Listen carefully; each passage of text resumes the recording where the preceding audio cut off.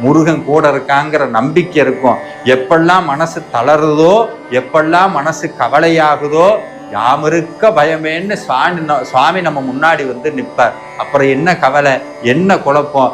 இன்னைக்கே எல்லாத்தையும் தூக்கி மூட்டை கட்டி வச்சுட்டு முருகன் இருக்கிறார், முருகன் எங்க கூட இருக்காருன்னு முருக பக்தியை வளர்த்துக்கங்க.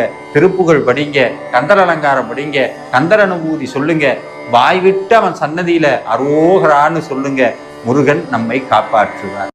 ஒன்னே ஒன்று சொல்றேங்க, வாழ்க்கையில எதை பார்த்தும் பயப்பட வேண்டாம். முருகன் கூட இருக்காங்கிற நம்பிக்கை இருக்கும். எப்பெல்லாம் மனசு தளருதோ, எப்பெல்லாம் மனசு கவலையாகுதோ, யாமிருக்க பயமேன்னு சுவாமி நம்ம முன்னாடி வந்து நிற்பார். அப்புறம் என்ன கவலை, என்ன குழப்பம்? இன்னைக்கே எல்லாத்தையும் தூக்கி மூட்டை கட்டி வச்சுட்டு முருகன் இருக்கிறார், முருகன் எங்க கூட இருக்காருன்னு முருக பக்தியை வளர்த்துக்கங்க. திருப்புகழ் படிங்க, கந்தர் அலங்காரம் படிங்க, கந்தர் அனுபூதி சொல்லுங்க, வாய் விட்டு